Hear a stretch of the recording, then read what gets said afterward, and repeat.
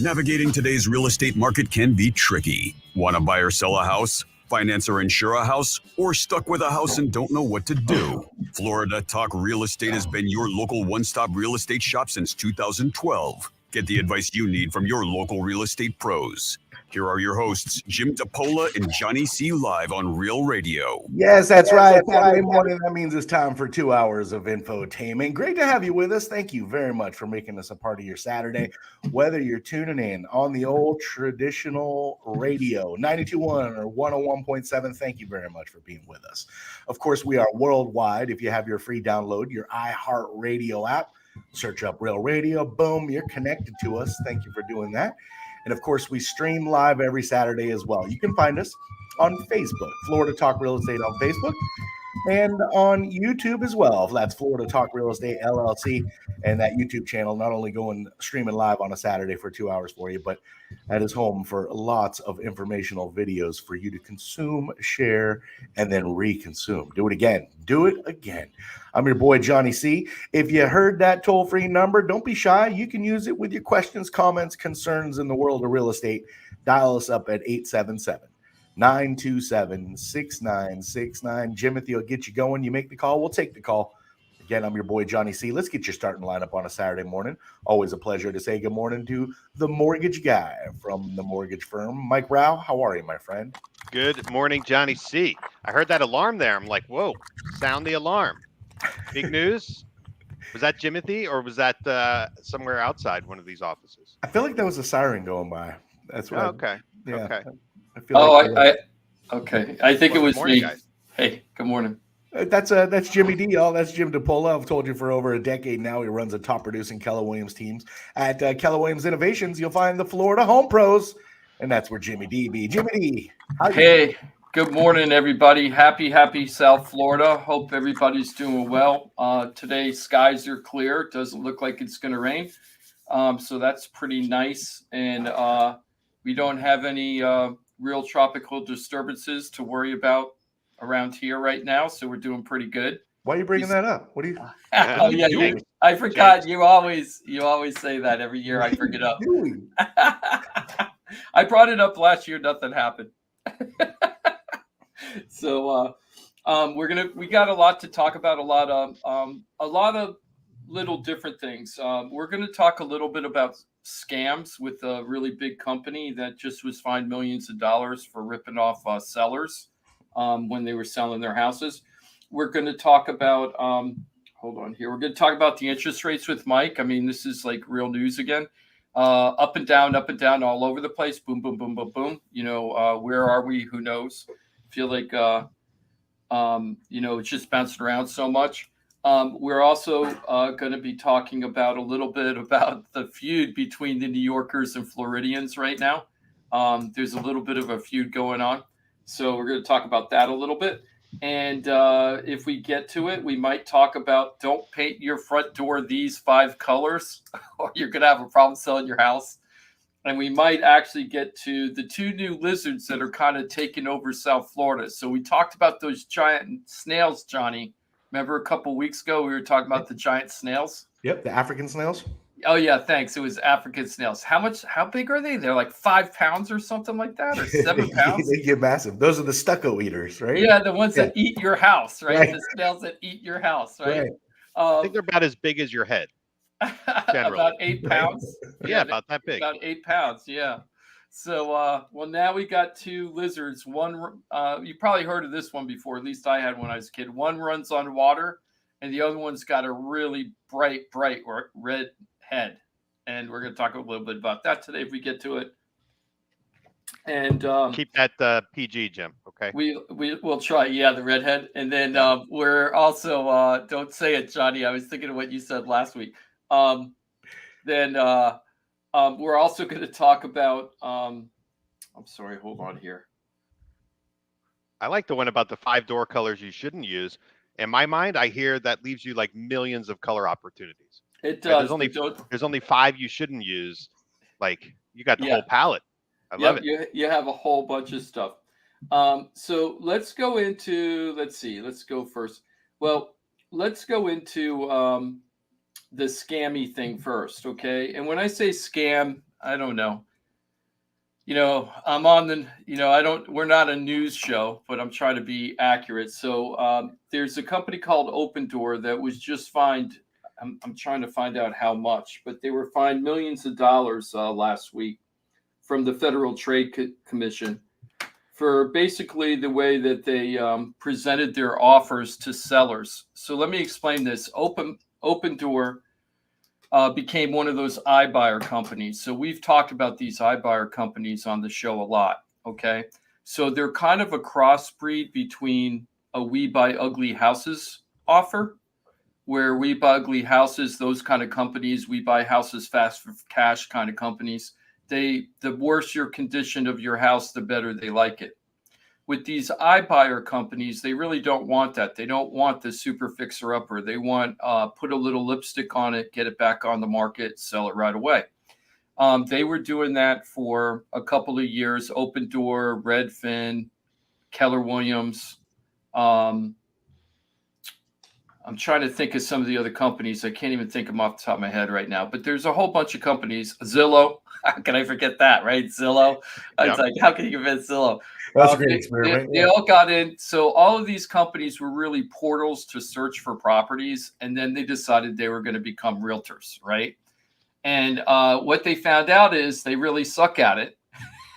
They suck at valuations. They suck at buying properties. They suck at selling properties. And they all lost hundreds of millions of dollars. Okay, all of them, right? Some of them had to file bankruptcy protection or something in order to keep their regular business going because they imploded so bad with these iBuyer sales.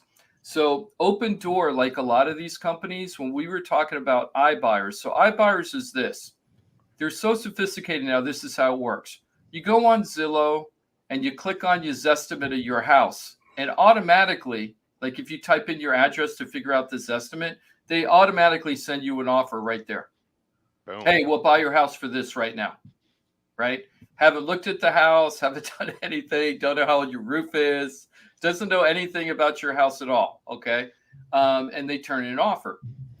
And then they close is that offer to the estimate? Actually, Mike, I don't know enough to compare that. That's an excellent question. But I think in the past, it's been pretty close because that's how Zillow got in trouble, because they were using their estimates to base the valuations of what they were buying. And then they found out they couldn't sell them for what they wanted to sell them for. And by the way, so what did Zillow do when they couldn't do that? Okay, when they couldn't sell their own houses that they bought? Did they go to realtors that traditionally get 9% more than if you do for sale by owner? Right? Did they go to the realtors and try to make 9% more than they could do themselves? No.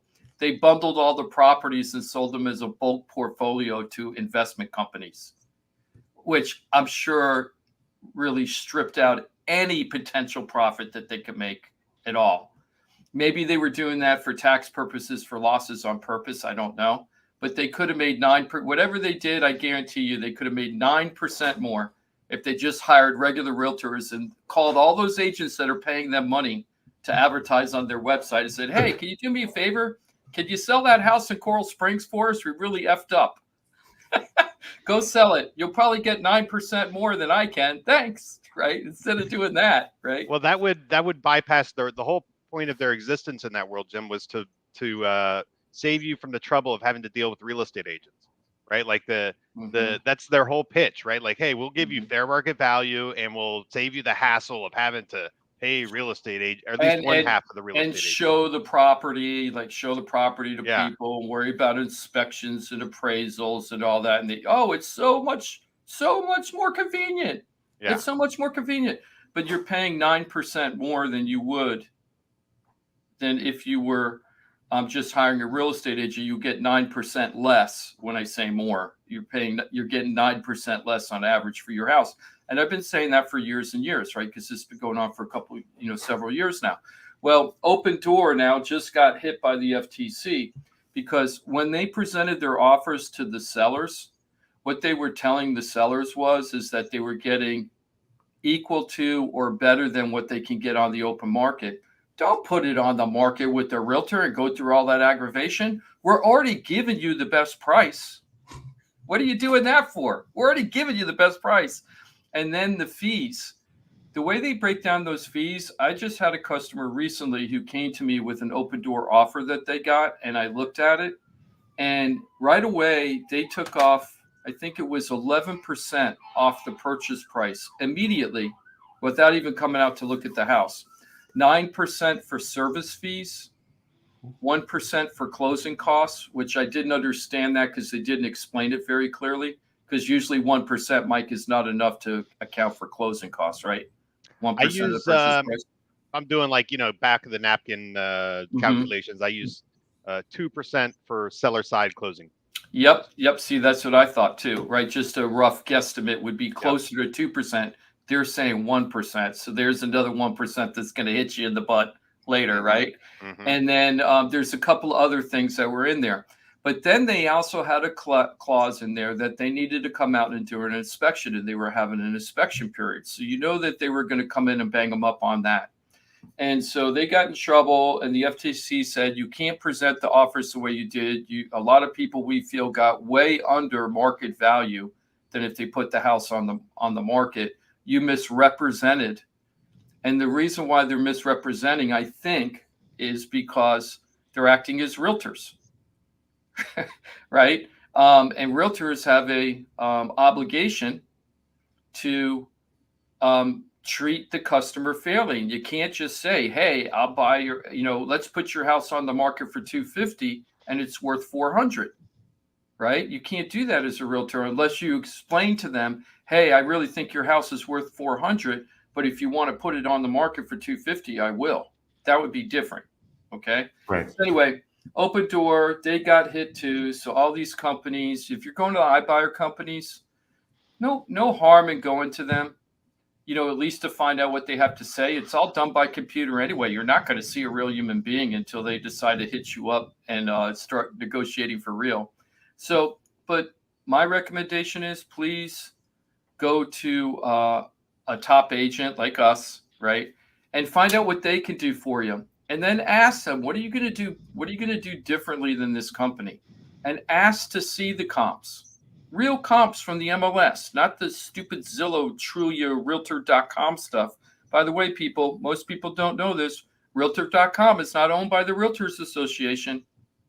It is not a Realtors Association, National Association of Realtors website. It's owned by Murdoch from Fox News. And I'm not saying anything but political about that. I'm just saying it's a private company that owns Realtor.com that goes out there just like Zillow and Trulia. They don't have any edge or extra information than Zillow or Trulia do. Just like Zillow and Trulia, they buy their information from the MLSs across the country. So there's always a little bit of a delay and there's always glitches. So you're never getting the most accurate information from those websites. If you want the most accurate information, got to go to the MLS. But don't fall prey to these iBuyers. For me, Jim, it's just like logic tells me that if the person buying my home is interested in turning around and selling it for profit, they can't buy it at top dollar. It just doesn't work. Well, maybe they tried it, tried and failed, but logic tells me that's just never going to be as profitable for me, the seller, as if I sell it to somebody who's going to actually move into my home, right? And I'm not saying you shouldn't sell to investors, but if you are selling to investors, you have to know that their MO is to make money, right? Like to turn around and sell the home to someone else for profit. So logic says they're going to give you a below market value. I mean, I don't know. It seems like it should be common sense, but I don't know. Well, advertising really works, and these companies, if you pay attention, they all come at you from different angles, and they like to flash big numbers, like how much you save in commission. Those are big grabs for people, and as Jim noted, you got to go way more steps involved when you're dealing with the biggest purchase or the biggest transaction in your life, and that's stats. They matter. Like, what is your experience? Show me. It's called vetting your professionals. Speaking of professionals, I want to make sure you know about the one-stop real estate shop, FloridaTalkRealEstate.com. That's your start for the entire team. It's your one-stop real estate shop. We call it that for a reason. Pros, professionals in their field working together to get the customer in the best position possible. That's you. And whether you're looking to buy a home, sell a home, Maybe you got some student loan debt that you're going to be dealing with.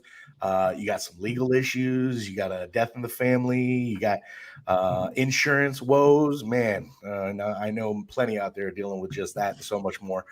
This team can handle everything and everything in between. FloridaTalkRealEstate.com. Thank you, Johnny. And, we have been dealing with a lot of probate and divorce issues stuff lately, those kind of things where people have to sell because there's an immediate need. And you have to have an agent that understands the legal processes pretty good. When the divorce sale that we're handling right now got very, very complicated. There's a lot of liens. The property's in 2 forms of foreclosure right now. We had to stop the foreclosures in order to get the deal done. A lot of attorneys involved, a lot of problems with the bank getting the bank information to close on time. You need to have, when you're dealing with that kind of stuff, it's very tricky. And if you don't know what's going on, you can make a big mistake and not get the results you're looking for, or the best results you can get because you hired the wrong person. Not because your house isn't desirable or anything like that. It could just be a procedural thing where the agent could actually kind of screw up the deal a little bit. So just be careful of that. I want to switch over, Johnny, over to a couple of things that are going on, like more macro stuff about the economy, right? So last week we talked about the super strong job market report, and that inflation is still super high, but apparently, at least for 30 days, it flattened out somewhat. Who knows if that's going to stay around? It might be like the mortgage rates were bouncing around all over. You can't count on that. But there was all the talk, though. Yeah, well, because it's news. Because for 4 or 5 months now, we've been the exact opposite of that. So seeing that little flattening is okay. But we saw this in the mortgage rates many times, which we're going to get to later in the show. In the last 4 months, we've seen the flattening several times in the mortgage rate, and they kept going up. So who knows what's going to happen with that. But here's another thing. And we've talked about indicators over the last several weeks. We've talked about indicators people don't think about where the real estate market is. So everybody can see what the sales are and days on market and price points and stuff like that. But we try to give you a different perspective of stuff. So we remember, Johnny and Mike, we've talked to Virtual One's photography, Seth Caston. Yeah. He's a guy that does major photography throughout all over South Florida. I think he said from like Tampa, St. Pete, south, east and west, all the way down the state, something like that. So he's all over. He has a really clear idea of how many people are ordering pictures to be taken of the houses for sale. And what he's seen is 2 things. He says business is booming. Why? More people are putting on their houses. There's more requests for listings than ever before for him. But also people that were trying to sell the house without professional photography are now not selling the house. The days on the market are starting to get long. So now they're calling after the fact to call the professional photographer, hoping that'll give them the oomph that they need to get the house sold. Don't do that, people. Don't let if your photographer comes in with an iPhone and starts snapping pictures of your house, and that's the photography you're getting as part of your sales process, run away. Run away. You're not doing the right thing. You need to have professional photography, and professional photography now isn't enough. You've got to have the 3D Matterport walkthroughs. You got to have the drones if it's appropriate. You got to have videos. Videos are king right now, right? So if they're not doing all that, you got a big problem. So we found out that 2 things are happening for Virtuals One. Number one, more orders than ever, which means inventory is growing, right? And the other thing is that people that had the houses on the market already are now asking for updated photos. So that shows you that the houses are staying on the market longer from his perspective. Then we had, and I can't remember the guy's name, but he was awesome on the air, and I'm having a brain fart right now. We had the sign guy, right, from Real Estate Post Signs, and I can't remember his name right off the top of my head. I feel so bad. And he's saying that more signs are going in than ever. So he's seeing a lot of people sinking signs, for sale signs we're talking about. And he's also charging more than ever for signs that are staying longer. When you hire his company, you were charged to put the sign in and to take the sign out. But if the sign stays there too long, they charge you extra money, to keep the sign there. So he's also saying more billing for keeping the sign there longer. So that means longer days on market are coming from those two perspectives. Then we had Eric Perry from the Perry CPA Group.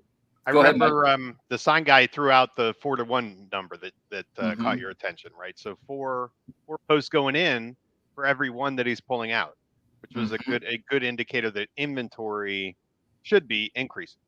Let's switch over to that before we get to Jared Perry. So the other thing we've been doing, and we didn't do it last week, sorry guys, is I've been checking how many new listings are going on the market every day, and then how many are going pending that same day. So that would show us how strong the market is right now. It's one of the indicators. So yesterday in our region, which is much more than just Palm Beach, Dade, and Broward, it also includes Martin all the way up through St. Lucie County. And there's bits and pieces throughout the rest of the state, but basically it's the 5 counties, right? Dade through St. Lucie County. New listings was 1,008 yesterday. We had 1,008 new listings. And then pending or active under contract, we had about 220, 4-to-1 ratio, right? 4 new houses going on the market for every 1 house that's being taken down, 4-to-1 ratio, just like the sign guy was saying, right? Which was very similar to what Seth was saying. Then we talked to Jarrett Perry as another market indicator for the Perry CPA Group, right, guys? So Jarrett deals with tons of business owners, all different levels. Some are super, super big, and you would recognize the names immediately. And other ones are, small mom and pop shops like us, right? Like all of us. And Jarrett says that he seems to be very concerned, right, guys? Didn't he say this last week, that he was a little concerned that a lot of the people feel like they're going to have cash flow problems because now that they don't have the support from the EIDL and the small business loans and all that, the COVID loans, they're not sure now that they have to start paying back the money, how strong they're going to be financially going through this cycle. And he's a little concerned about that. So all of those factors are happening right now. And then Google, did I mention this already? The Google search, one of the top searches right now in Google is, will the housing market crash?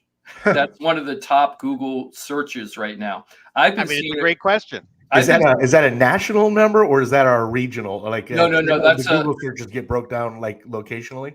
No, it's national, Johnny. Good question. And I've been noticing real estate housing market crash as a trending search term for almost a year now, right? I've been seeing that, but now I actually have an article. It came from Inman News, which is a big real estate industry news organization, kind of like the Associated Press for real estate. And I think crash is like the headline word, but I have conversations all the time, Jimmy, with people who are saying, the general question of, is it a good time to buy or should I be waiting, right? Like that's kind of the question on the top mind for potential buyers is like, are prices going to get better, right? And, I keep thinking, Mike, about this guy, John. We met with him about 8-9 months ago, Mike, and he had owned a house a long time ago and got burned in the last bust, right? So he hasn't owned since then. He's been a renter for a long time. And when I had met him, the interest rates were right around 3.5%, right? Now, the low we had 4 or 5 months earlier, the low was like 2.65. So 3.5, he thought that was just way too high. And he wasn't buying a house at 3.5. And he felt that with all the changing economy that there was going to be, quote, a crash, right? Now, we've been sending him properties. And what he was looking for, he was kind of looking for a unicorn, to be a little honest with you. He was thinking 2005 as far as like trying to get a house super low price because the economy crashed and you're going to get this like super duper deal. And we put him up on a search, and all of these properties, hundreds of properties have rolled through over the last 7 months. He's never decided that he wanted to buy a property. He hasn't really talked to us about anything because he felt everything was overpriced and he was going to wait.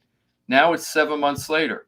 Instead of being at 3.5, he's at least 5.5, right, Mike? Sure. He's going to be at least at 5.5, right? So he's paying 2 points more. And you know what? The property prices haven't dropped. They would have had to come down 20% to make up that 2% increase. And it hasn't dropped. And with the increases in the asking prices too, since then, he's probably lost 25% of his buying power at least. Yes, and the prices haven't dropped. So he could buy less house and the prices haven't dropped. So the thing is, by the time the prices do drop and when they start dropping, and that's coming in my opinion, even though a lot of people, we just had a meeting in our office a couple of days ago, the Keller Williams Innovations office here in Palm Beach County. And there were probably about 20 agents there. And Dan DeMott, who I'm going to try to get on the show, is the broker and team leader for our office. He is under the opinion that we're going to see higher interest rates, less sales, but prices will continue to rise.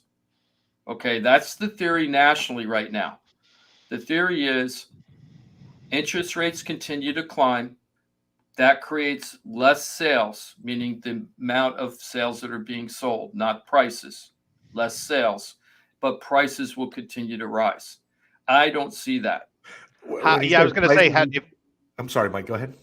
I was just going to say, it seems counterintuitive. If inventory, just that one measure, if inventory is increasing, you would have to think that prices can't continue to rise. Yeah, and is this a situation where he's thinking, the appreciation's going to continue to rise, or the asking prices? Because appreciation going up, I don't think anybody's thinking it's going to go 13, 15% like we've had crazy time the last couple of years, but 2 to 4%. I think there's a possibility that could happen. They're saying 6. I'm more comfortable saying 2 to 4, but I'm not as educated as he is. So. Yeah, now maybe 2 to 4. 2 to 4 seems way more reasonable. And Mike, when you were talking about counterintuitive, let me explain why they think the way they do. Because what they're thinking is that tons of people are going to start throwing their houses on the market because we're going to go through that buffalo herd mentality. Now that the market's changing, that's when everybody wants to act. And that's what I've been saying. But we need one major thing to change for that kind of that trigger. Mm-hmm. The mentality's really always, I've heard it for 2 years. Where am I going to go? If I sell my house, that's junk. Buy a house. That's so junk. Like, things have to really change, I think, for that to shift into gear. That whole thing about where I'm going to go for most people is junk. That's all drunk monkeys in their head. It is. I'm with you 100%, but it is a fact that's in people's heads. Yeah, it is in people's heads, but we've been closing through the worst buyer's market probably I've experienced. Probably worse than 2003 to 2005 as far as being a buyer's market, meaning it wasn't a buyer's market, right? The worst buyer's market ever, right? That in 60, 70 years. And we were closing people left and right for buyers. And we still are right now. We're closing people right now. We're helping people buy and sell. And Fred, if you're listening to us right now, Fred, we just closed on him a couple weeks ago. Give us a call and tell us your experience about buying and selling. And Fred was a little nervous at one point. He was like, we had no problem selling his home, but buying the home, how are we going to do that? Well, he got a great home and he's so in love with it. I haven't gone out to see him because we've both been so busy, but I can't wait to see him. Beautiful home in downtown Lake Worth within his budget. He says he couldn't have got a house more perfect for him. Awesome. If he had thought about it. So this happens all the time. Now, the thing is, though, is this is the theory. Lots and lots of people are going to put their houses on the market because they're going to try to get what they want. Many of them are going to be overpriced because they've missed the market. What will happen is, instead of those people dropping their prices in order to sell the house, what they're going to do is cancel the property or go expired. Well, if I can't get, the highest sale in the neighborhood is 800 right now. Somebody once 5 months ago bought something for $1 million. they put their house on the market for 1.1, and their attitude is, if I don't get $1 million, I'm not selling the house. So they put it on there. They don't get the results they want. They either cancel the listing or it goes expired. So that's why they think people aren't going to drop their prices to actually sell them. And I don't believe that. I think that great majority of people that are going to put their houses on the market have the intent of selling the house. That's what I think. I might be wrong, but I don't think the people want to go through the aggravation just to see if they can get it. And if they don't, they're just going to stay where they are. That doesn't really make sense to me with the people I meet with every day. I was going to say, like normal homeowners, you're not even putting your home for sale until you've already kind of mentally committed and emotionally even committed to the next step, right? You're looking at homes, you're out there kind of searching, and or you know what that next step is. So yeah, I agree with that, Jim, that they're not going to just put it on, let it cook, and then turn off the oven if they're not getting the price they want, right? That seems also not normal for me. I can't get my head around that. But, we had 2 Facebook comments, and I just want to get into it. Mike, who I think is probably living in the Keys. Thank you, Mike, for checking in. I think you're new, so make sure you subscribe and like us. So that's great. But Mike was talking about the Keys still has super low inventory and super high demand, which is so true. And I need to get down there. I was just thinking a couple of days ago, I'm going to leave after the show one day when I don't work on Saturday and go down to the Keys just for a day or two and just hang out because I want some good seafood. But he's right. In the Keys right now, there's still tons of low inventory with high demand. So they're going to be a little insulated as long as the vacation market stays strong. And Pat, who's one of our longtime listeners and a former customer of ours, he says, Jim, why do you use the term crash? Is it for shock value? Why don't you use the term as a callback or a market correction, right? So he's wondering if I'm hyping things up. But that's a Google search, right? That's the Google search. Yeah, so that's what, Pat, I was just reading the exact search term that is the number one or top 5 Google search term right now, which is called, will the housing market crash? Yes, we're not using the word crash. Everybody searching it is using the word crash. And I've been saying the word that we're not going to go through a crash, but we're going to go through a correction now for over a year. Okay, so I've been saying correction, not crash. The only way that we're going to see a crash is if we have employment issues. If people can't make their mortgage payments, that's when we'll see a crash. There's no shadow coming over the horizon about that. There are shadows over the horizon that prices are going to change, right? So I just don't see how we're not going to have a price reductions. We're seeing too many coming on the market. I take Pat's point there because I feel like we try to keep a pretty level-headed conversation in general, but it's easy to start thinking in kind of these big swings. And, we're talking about interest rates and how they're moving a quarter of a point, week over week. We're not talking about huge swings, but from the beginning of the year, interest rates have doubled from where they were, a very, very weird low, back to what I would consider like normal, but it doesn't feel that way if you're a consumer who's been shopping for a year. And I wanted to, on the inventory question, Jim, we're still not at that 6 month of inventory number, right? So not even close. We're talking about inventory increasing from, a weird 1 month or less of inventory to, 2 months or 3 months, but still seller side, still favoring the seller. Not even a neutral inventory market yet. We're not even neutral yet. Yeah, we're still strong seller side. But if it keeps up at 4 to 1, how long is it going to take to get to that? 6 months of inventory. I think that the report should come out. I think next week is when the July report comes out.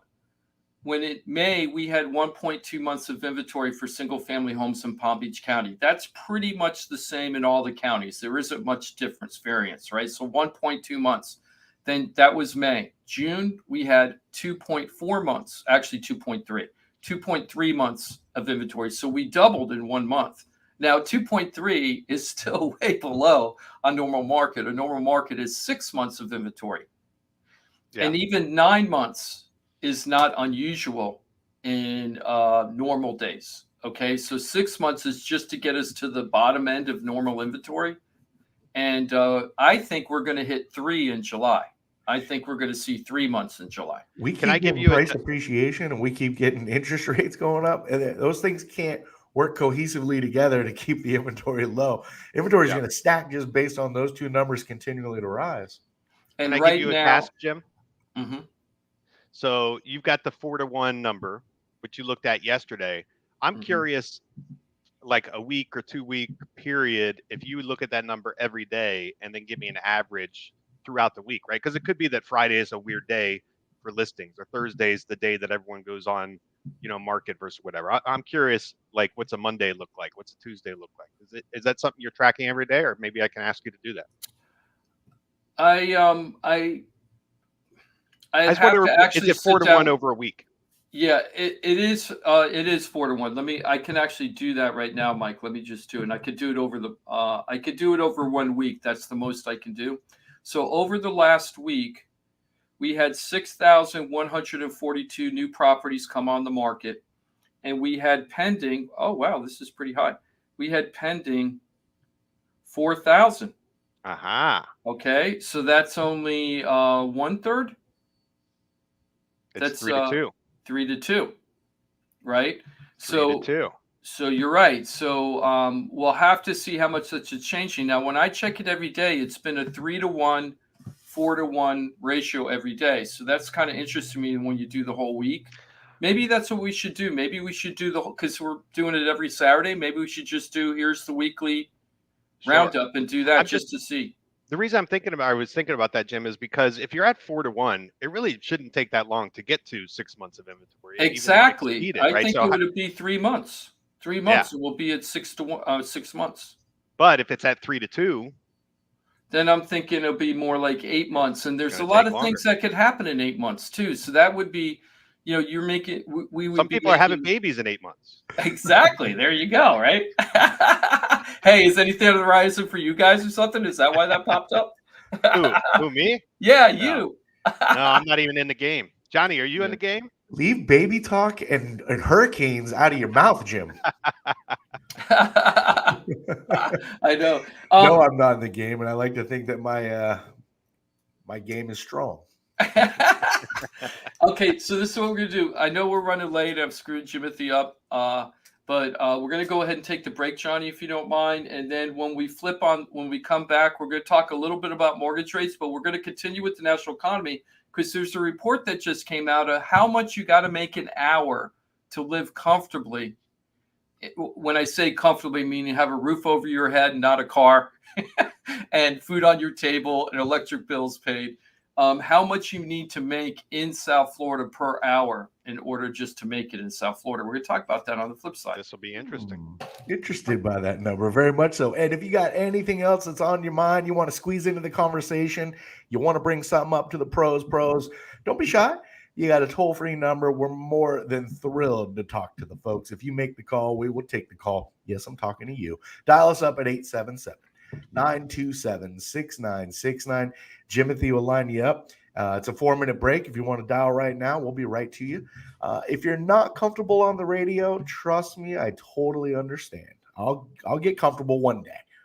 For those that are not comfortable, remember Florida Talk Real Estate is .com. It's your one-stop real estate shop. You can find lots of information on Facebook and YouTube, Florida Talk Real Estate on both, streaming live on a Saturday on both.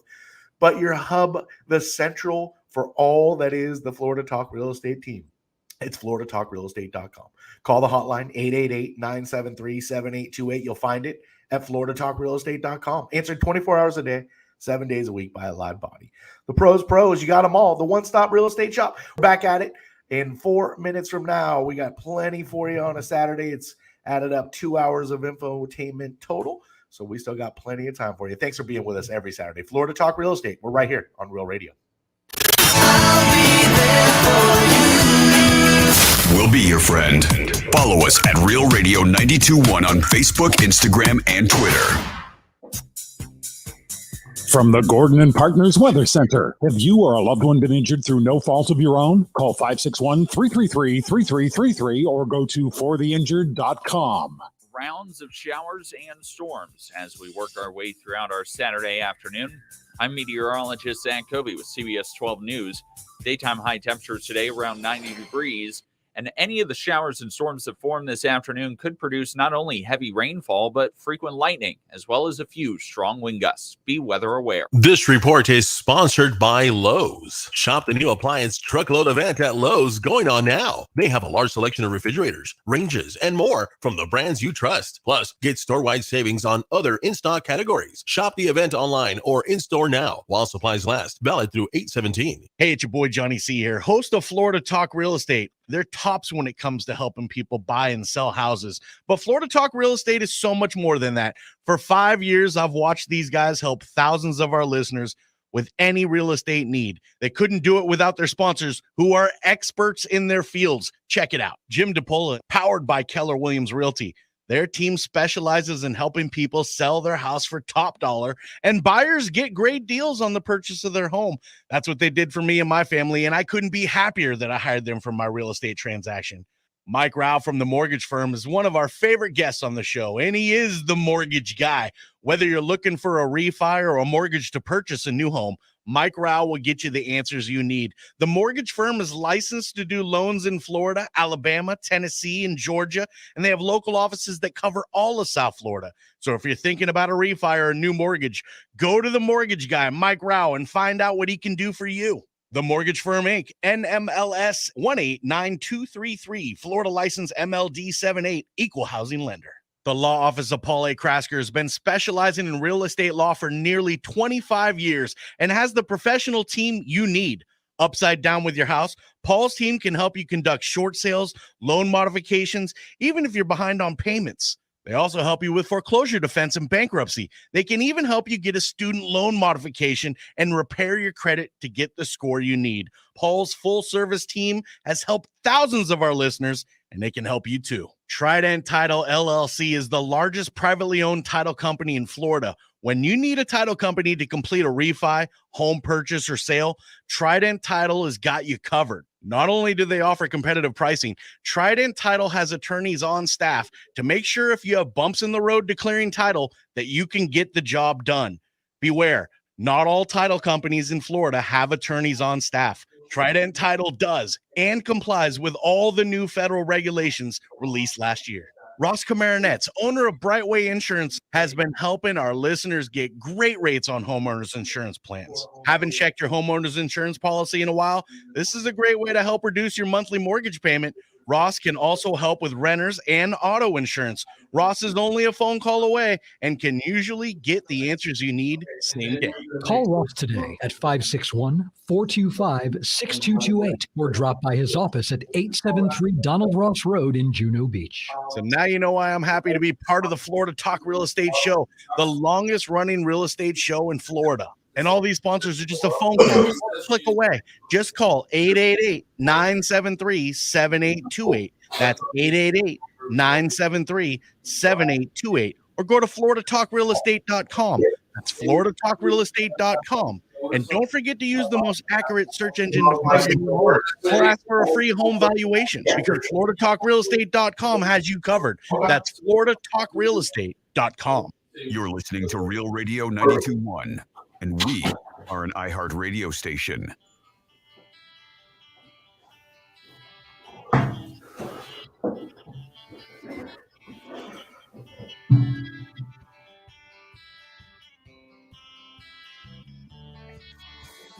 This is Florida Talk Real Estate with Jim DePola and Johnny C. Got a question for the show? Call us live at 1-877-927-6969. That's it, 877-927-6969. Toll free if you do have a question, comment, concern, want to bring something to the table, go ahead and dial that up. Jimothy will get you going, and we'll be happy to get you on the air here, Florida Talk Real Estate. Always remember, Florida Talk Real Estate is .com. And that is your one-stop real estate shop. Your access to the entire team. Pros, experts in their field. You find them all at floridatalkrealestate.com. Great to have you with us on a Saturday. We'll take you till 11. Pass the baton to the locker room here on Real Radio, 92.1, 101.7, worldwide on your iHeartRadio free download. That's the app, y'all. Just find us at Real Radio. And Of course, we stream live too. That's Facebook and YouTube. Florida Talk Real Estate on both. Great to have you with us. Johnny C., that's me. Good morning, Mike Rauch, the mortgage guy from the mortgage firm. How are you, my friend? I'm doing well. Thank you very much, Johnny C. Always a Beautiful, pleasure to have you with us. beautiful South Florida morning. Love Yeah, it. truly is. It's gonna be one of those awesome, like, this is why we live here kind of weekends, I think. Should we go to the beach? There's too much sand there, man. Go to the pool then. Go to the pool. Yeah, it's a pool day. Actually, man, we the beach erosion is so bad everywhere. I heard a story the other day here on Real Radio. Actually, I think it was the News Junkie saying some guy in Stewart got he basically drowned in a dune avalanche on the beach. Did you read that story? I didn't. No. Hey, wait, what happened? He died from asphyxiation. He's suffocated. Oh yeah, the dune, the sand dune that avalanche. collapsed. Yeah, that was crazy town. I was trying to figure out what they meant by a dune, because you only see dunes in like St. Augustine. I'm joking. I know there's dunes other places, but you don't really think of South Florida beaches. Some of them are, but I think it was just that the dredge put the sand so high, and the guy was sitting at the bottom of the dredge part, and then it collapsed on him. I don't know how they speculated that he was like laying with his feet like up on the dune, taking pictures of the sun. This is the speculation, taking pictures of the sunset, and the thing collapsed, suffocated him, and I guess poor soul strolling the beach saw some legs sticking out. Most horrific thing ever. And I heard Sheriff Snyder was mentioning the circumstances of it, but yeah, just a freak occurrence. And God bless him and his family. Jeez. Kind of brought you back to Jaws. Remember that scene in Jaws where the hand is sticking up out of the sand after it's been eaten by the shark, and the sand is sticking up in the sand dune? Yeah. Wow. Yeah, at the beginning of Jaws. Crazy. Well, now we're talking about, so Pat was talking about crash, as a headline. Now we're talking about sand dune, like don't go to the beach. It's almost like it's like a Jaws movie, right? Dune, yeah. Sand dune. The sand eats you. The sand eats you. Wasn't there a movie called Holes or something like that? Yeah. It's like this could be like the sand attacks you. And the sand is the monster. I feel terrible for somebody who got caught in an accident like that. I got old VHSs, holes 1, 2, 3, and 4. Yeah. Jimmy D is with us. That's Jim DePola. I've told you for over a decade he runs a top producing Keller Williams team. Keller Williams Innovations is where you find the Florida Home Pros team. And Jimmy D is with us just about every Saturday. What a trooper. Jimmy D, how you be? I'm doing good. So how much money do you think it costs? How many, if you were working, I read this article and I thought it was I was thinking about cost for living down here, and the thing I found out in here was that for the average, if somebody's making minimum wage, right, how many hours a week would they have to work in order to afford a 1-bedroom house here in South Florida, a 1-bedroom rental? That's the only income? Yeah, a single income, right? Minimum wage. That's it. How many hours a week for a 1-bedroom? Hold on, let me grab my calculator. I want to do this. Hold on. Is he really grabbing a calculator right now? Yeah, I think he is. I thought he was joking. I was going to say, Jimmy, make up some sound for calculator. I'm going to say they have to work 80 hours a week. I'm going to say 88 hours a week. 88. Okay, what do you think, Mike? What? How much is the 1-bedroom apartment? Well, it's what's considered the average in South Florida right now, and right now it's roughly 2,000. I did 1,700 in my head. Yeah. All right, so 2,000 for 1-bedroom. That's crazy. And how many? What's minimum wage? It's like $11. What is it now? It's like $11. Okay. 121 hours a week. Okay, so Johnny, you're either. I'm sorry, a day. I don't know if you're a week. Yeah, Johnny, I don't know if you're an idiot or a savant or an idiot savant, right? Both. I'm joking. Can that be both? But you're definitely savanty on this one because it was 86 hours. You said 88. That's pretty damn good, right? 2-bedroom, Mike, is 106 hours, right? So you would have to work 106 just to afford it, not including utilities and all that, just to get the apartment, right? So, And that's assuming no other debt. right, that's just to take care of the apartment. Then you got to put food on your table and all the other stuff. Well, because if you have any other debt, now you have more hours because you gotta fit in the parameters of your debt to income for Mike to be able to approve you for a loan, right? Yeah, it's just totally crazy town. Now, And those numbers don't match up. I did the math. It's that can't be right. Not to afford $2,000 a month. I not even for it. Qualify for it. How about that? okay, so you got to call WSVN Channel I 7 will. News, and then I you will. talk to them about it because I don't Yeah. want to get into that fight with you, Mike. You I'm got to just get reading what you're those- like you need another full-time job, man. Another full-time job. You do. It's like two people making minimum wage, working full time, can afford the apartment. Then after Great. that, There you go. sorry, what? And then after that, then you got to figure out how to put food on your table, how to drive, Yeah, how to pay for a all of that car. stuff, how to pay for a car, your phone, all that stuff, your utilities. Now, so then what happened was the article goes into saying how much would you need to make an hour just to make ends meet for the apartment. So the numbers are pretty close. Now, what they did was they did Monroe. So Mike, the guy from who was talking about the Keys, they did include Monroe County here. Then they had Miami-Dade, and then they had the greater Fort Lauderdale area. Now, the greater Fort Lauderdale area should include West Palm, but I'm not positive. Okay, but we know for sure Dade, Broward, Fort Lauderdale. Okay, Different county, so I don't know. I don't know that it would count us. Dade, Monroe, Fort Lauderdale. Well, when they say metropolitan area, the metropolitan statistical area for us is Dade through Palm Beach County. That's the MSA. Gotcha. That's it's actually like almost like an area code that the government uses when they try to extrapolate things, right? So everything's apple to apple. But anyway, how much an hour do you think you got to be making for housing?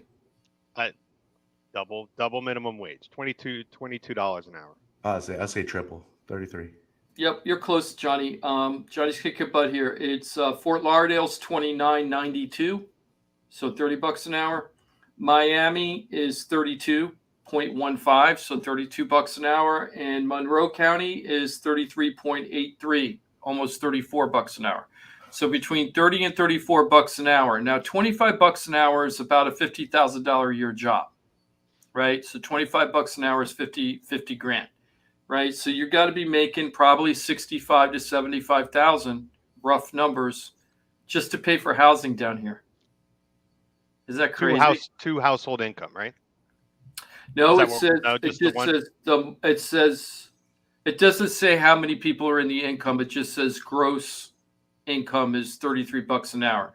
So if you had two people making $16.50, or three people doing $11 or whatever. Yeah. You know what I mean? Yep. So anyway, I just thought that's really interesting. Florida's getting more and more to be like it's turning more and more like San Francisco, Manhattan, that kind of stuff where it's getting to that kind of price level soon. Be very interesting to see how this is going to change the economy. So that's what's going on with that. Now let me see. It's rough. FloridaTalkRealEstate.com. Yes. Remember it, use it, love it, share it. That's your one-stop real estate shop. And of course, when we're live on a Saturday, you can absolutely dial us up toll free 877-927-6969. You want to get involved with the conversation? Jump in. Want to bring something else to the table? You're more than welcome. Your questions, comments, concerns, always welcome at 877-927-6969. Where are we going next, Jimmy D? We're going to go into mortgage interest rates because they've been bouncing up and down like a yo-yo. It's been pretty crazy. I was trying to do a little research on this, and now I can't find it. But when things started really going crazy was June 2nd. I was trying to figure out when everything went like really, really crazy. So we were at 311 back on January 7th or something, or January 1st. Of this year, we were at 3.11, right? By the time we got to where we really started seeing the prices go up was way back at March 10th, right? So on March 10th, we went from 385 to 5.27 without almost any interruption, right? So we went from March 3.85 to May 2 months later, 5.27, right? So we had a straight march up. It just kept going up and up and up. It was just so clear that it just looked like it was never going to stop. And it wasn't going up crazy.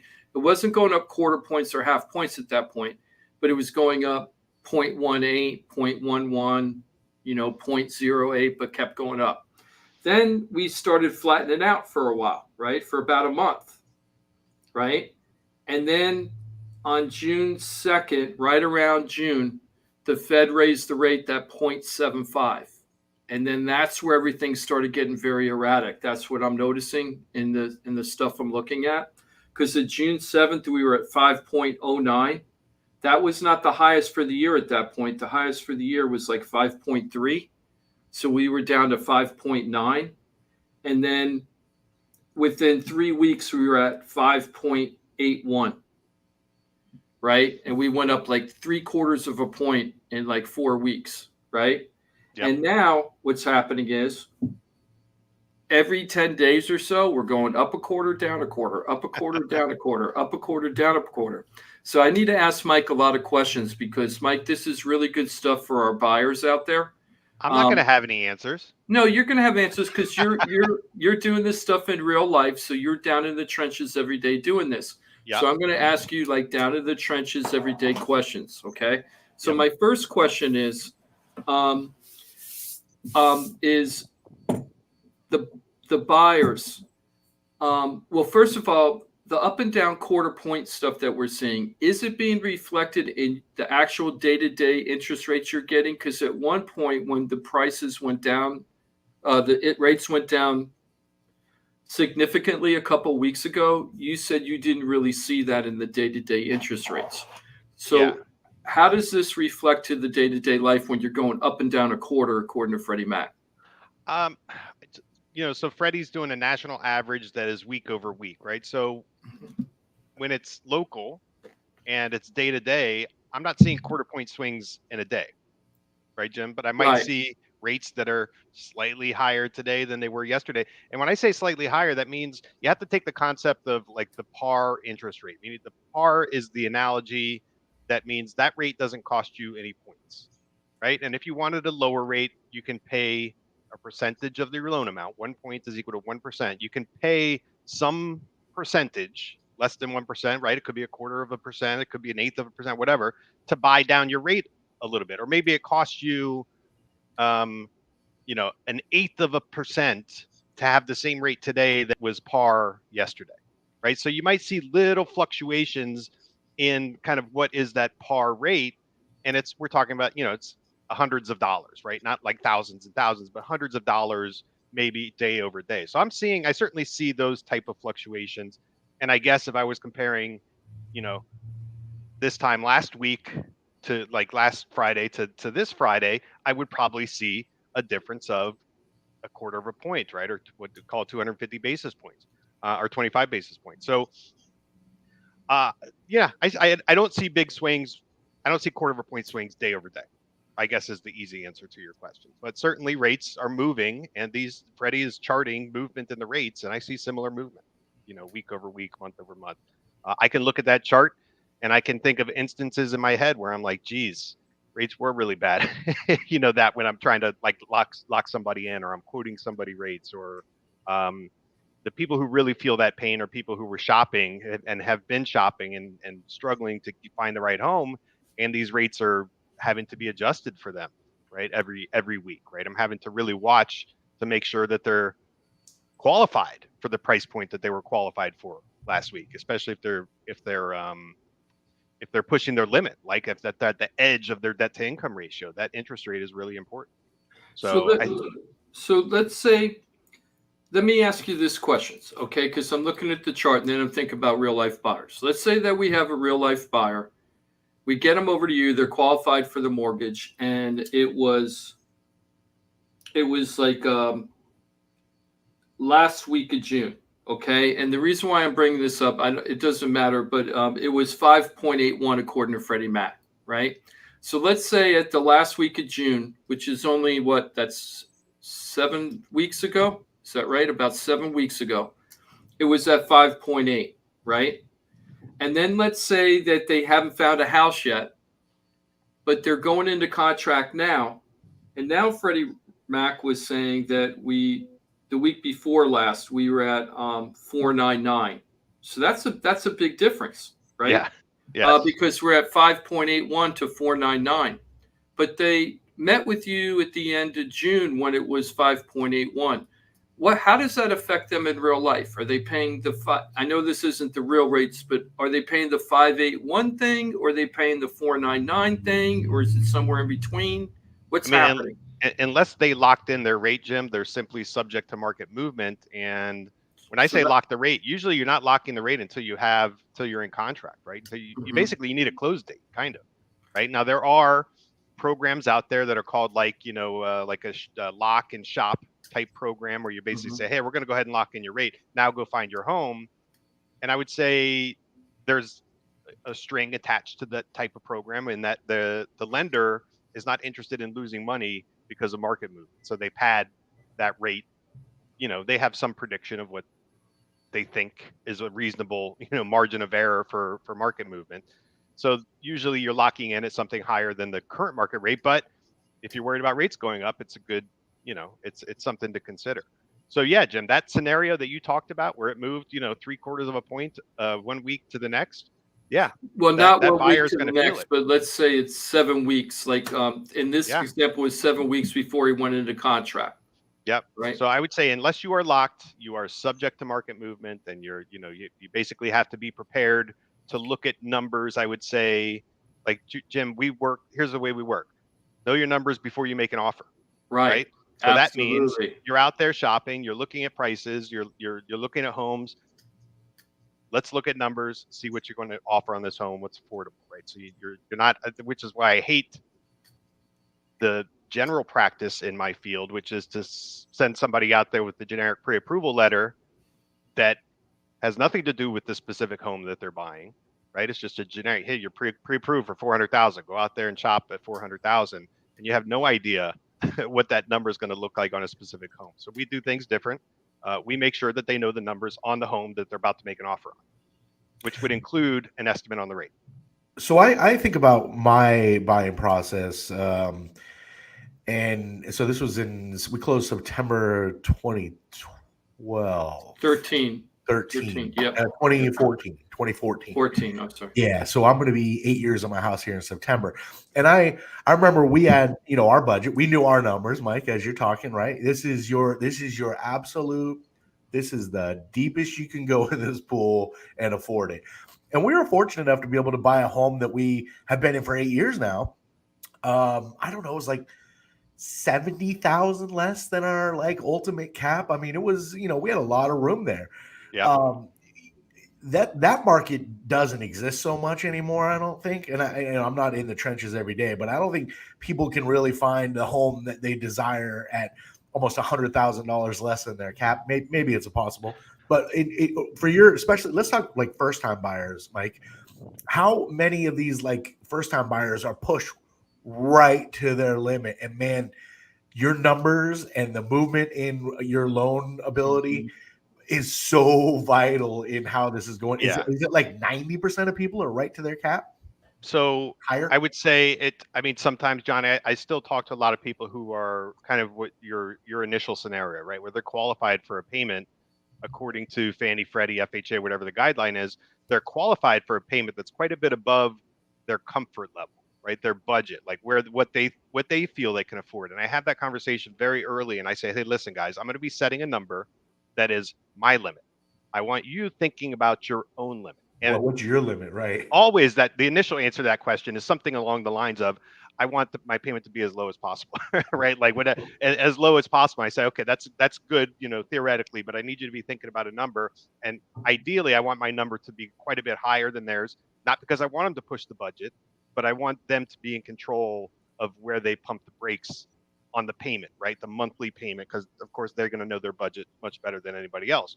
So, but yeah, sometimes, Johnny, you're just at the people on paper, for whatever reason, don't have the same income that they actually have. You find that a lot with self-employed borrowers, for example, right? Who are taking advantage of whatever the IRS gives them for tax deductions. So sometimes their income isn't represented on paper like it is in reality, and they might be I might be capping them out before their budget, in which case they basically need to stretch for every single available, dollar when it comes to maximizing their price point. And so, yeah, those are the ones who are going to be they have to be really sharp on the numbers. Like, I got to know what's a realistic insurance number, right? What's a realistic interest rate? How much money do you have if we get fluctuation in the rates? Is there additional money so that we can buy down to get into a rate that results in a payment that you qualify for? So, yeah, there are definitely, and those are the ones, of course, where it's really critical that they know their numbers, like really, really critical, from both payment and a cash perspective. But that's where you kind of the difference between working with somebody who's on top of that type of stuff and somebody who's not, right? You can really get into trouble. I got to tell you, Mike and Johnny, over the last several weeks, I've seen a lot of really toilet paper pre-approval letters. Like maybe they're good for toilet paper and that's about it. And they're ridiculous. I had one that they turned in. I called up the mortgage broker. For the first time ever, somebody turned in an as-is residential contract, first time ever for me, where when they had the section for financing, they clicked conventional and FHA, right? Not one or the other. Well, check VA too while you're at it. Yeah, why not, right? No, they're just go have a ball, right? Click every button on the contract, right? So, call up the mortgage company. And I call up the realtor and I'm like, is this FHA or conventional? I need to know because the approval letters for FHA, you have FHA conventional on the contract. Well, they could do either. They simply answered yes. Right. Well, they could do either. That's why I put it like that. I'm like, which is it could be the case. Yeah, but I don't like that. Okay. No. For the seller side, that's not a good thing. So I would be negotiating that unless they had a really good reason. Sometimes there's a reason, but like I've had Mike sometimes where he's not sure if it's going to be FHA or conventional. Sometimes he did 3% conventional over regular FHA for various different reasons. And I'm open-minded to that because, you want to make the deal done. But don't you want to know that before you go into the contract? If you're the seller, you kind of have that plan beforehand, right? Here's the thing, Jim. So we have that like FHA or conventional where I'm like, I would lean FHA. It's better for them, FHA. Right. But if to get an offer accepted, you need to go conventional. We have the ability to do that, but it would never be like, hey, we're going to decide after we're in contract. Yeah, exactly.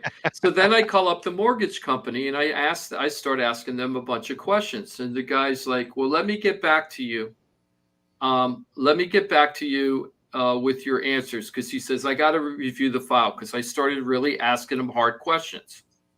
Right? Is the guy self-employed or not self-employed? Right? Does he have any commissions that he's counting, like side gigs or something that he's counting as income? And has the underwriter already aware of that? I asked about the debt to income ratio on the back end and the front end. I asked if they did the court background checks, foreclosure, bankruptcy, short sale, repossession in the near past that would preclude them from buying a house, even if they qualify with their credit score. Right? I asked him all those questions. This guy's like, let me get back to you. 4 days. I chased him for 2, and then I gave up, right? 4 days. Then finally, the agent comes back to me on day 6 and says, hey, how come you haven't responded to our offer? And I said, I've been waiting for your mortgage broker who told me 3 days ago that he would get back to me in 15 minutes. That was 3 days ago. Oh, yeah, we're not with that mortgage broker anymore. Because the mortgage broker, once I started asking all the questions, that loan wasn't going through. And they're like, no, no way. So we're getting that a lot right now, guys. And I'm saying this out to the public. You got to be real careful if you're a seller when you're taking these offers. There's a lot of sloppy work going on right now. Let me tell you why that's happening. Jim, you got to be careful if you're a buyer, because if you're out there thinking that you're going to buy a house with some BS, as you noted, something's not even worth the paper it's printed on, you're wasting everybody's time and you're going to be very disappointed. And money. I could have, if I didn't grill that guy, I could have went into contract. He would have paid for inspection for sure. Chop, right? Then he might have even done an appraisal. Yeah. If I wasn't a good agent before we found out that he wasn't going to get the house. And then that buyer was going to pay for an inspection appraisal. And that could be, $1,200, $1,500 for nothing. Might as well just take the money and burn it. You didn't even have the fun of going black or red at Vegas, right? You just burnt the money, right? No fun with that, right? So the thing is that yes, it's a very bad situation, and there's a reason why this is happening more now, and it's going to continue to happen, guys. We've been through this cycle. The reason why it's going to happen more, there's less and less deals out there. So all the mortgage companies or mortgage people and loan officers that don't really have a good database of people and aren't serving their customers well through the years, they don't have a lot of business right now. So they're taking anything and hoping it sticks against the wall. Don't do that to yourself. Please don't go through that process as a seller or a buyer. You got to go to somebody like Mike, right? Yeah, and sometimes, Jim, it's hard. I think it can be frustrating if you get somebody telling you no, right? And it's like Yes. no or not right now. Mhm. And then sometimes you'll have the urge to go to somebody who's going to tell you yes. And the question is how strong is the yes? And so you can get into trouble. So I mean, my only suggestion is you have to talk to a professional who really knows what they're doing, who can be creative if creativity is necessary, right? Who knows the rules, who's very familiar with underwriting guidelines, but it's not always going to be a yes. And so you can't just go to somebody who's just going to tell you yes. Yeah, well, and I'll tell you, in my experience too, working with Mike, the mortgage guy from the mortgage firm, part of the Florida Talk Real Estate team, you can access Mike's expertise at floridatalkrealestate.com. It is all about the numbers. It is all about being truthful, forthcoming, and understanding. And even if it's a no, you'll get a firm grasp of where you're at and where you need to be. Like you'll get a plan for how to get there. I went through the same experience. I had a firm no when I was ready to buy it. It was no, dude, no. But I got a game plan. Like I understood why it was a no. It wasn't a guessing game for me. I got a game plan. And within 9 months, we were closing on our home. From no way in hell you're getting a loan, son, to 9 months later, because we tightened up our belt buckle and we said, all right, we want to do this, me and the wife, and we made it a point. And obviously we got a ton of help along the way. We owe it to some folks, Jim DePola, absolutely the team. Like we wouldn't have done it without him, flat out. But we got the details that mattered. So that no, frustrating as it was, because Jim basically talked me into buying a house. He was like, "You need to buy a house." We were just coming out of the last bus. Yeah. Like the timing was perfect, and I was in the mode of I'm never going to buy a house. Talked me into it. Thank you, Jim. And all's well that ends well, for sure. But you got to, even if you get the no, as Mike said, the instinct is to go to somebody to give you a yes. And I probably could have done that. I wouldn't have got a yes because my positioning wasn't a yes position. But what I said was, okay, I trust my expertise that I'm getting here, and I'm going to follow the path that was laid out. And look, it happened. How bad do you want it? You can make it happen. I know times are tough, but you save a little bit, you start working on your debt, you just place yourself differently, and within no time, and again, we bought a home well below what was our budget because we just weren't comfortable at the budget that was set from the mortgage guy at the mortgage firm. So get a pro's pro. Go to floridatalkrealestate.com. And yeah, your experiences can be different with all lenders. Mike's a direct lender. He has a relationship with his underwriter. And if you have quirky little things, and I did working in radio, I had weird income staggers, like with endorsement money. Remember, if you've listened to Real Radio for a long time, I was doing Florida Talk Real Estate on a Saturday. I was doing the locker room. My money was kind of all over in a way, almost like a private contractor in a way. Mm-hmm. But Mike was able to sort it all out and explain to the underwriter, well, this money comes here. This is all guaranteed dollars, even though it doesn't show up the same on his paycheck, and walked him through the process. And we positioned ourselves to buy a home. And that changes your world. FloridaTalkRealEstate.com if you want to change your world. Thank you, Johnny. And the other thing that was really helpful for you specifically, and it's so helpful to all the other buyers that we work with. Was that big bag of cash I found? Well, in a way, yeah, because what happened, well, first of all, you use the down payment assistance program, which we're pushing pretty hard now, the Hometown Heroes. It was $10,000 that otherwise wasn't going to, like I was never going to. And this program, you can get up to $25,000. We'll talk about the Hometown Heroes after the break. But the other thing, Johnny, that really helped you get the house is the same thing that Mike helps with the other customers that aren't sure, or they're a firm no that, and nobody's really a firm no. I always call it not right now, not a no, but not right now, because you can fix it. It's fixable. So it isn't like you never could do it, right? So with you, Johnny, you had a goal to meet because you had an actual firm idea. Okay, I need to have this much money in my pocket, right, and I need to do this to my credit score, right, in order to make sure I can do this. And now you had a goal. It wasn't some amorphous, oh, I want to buy a house someday, but I can't. Now you had a very clear idea. Oh, I need X amount of dollars that I don't have right now, and I need to boost my credit score this amount, and I'm going to get a house. That's a very big difference mindset-wise on being successful in house buying. And the other thing with Johnny, for all these people who are saying it's not a good time to buy, we were talking about that guy, John, who really missed the market. The prices have gone up probably 5 to 8% since he met me in January. Interest rates have doubled, and he's holding out because he's waiting for who knows what's going to happen in his head, right? And with Johnny, he could have had the same argument. The market wasn't that great. It was actually a pretty not great market in 2013. And we were building up. Like it was gaining momentum the wrong way for me. Yeah, it was going the opposite way where the prices were going up. The interest rates were about where they are now, if I'm not mistaken. When did you buy, Johnny? 2014. 2014. I closed in September. And remember, I had to go 3.5% down. So I had the MI. Like, you know, I had to I'm looking at a little bit. I'm looking at Freddie's chart. So 2014 was pretty stable. January was about 4.4, and then September 4.2.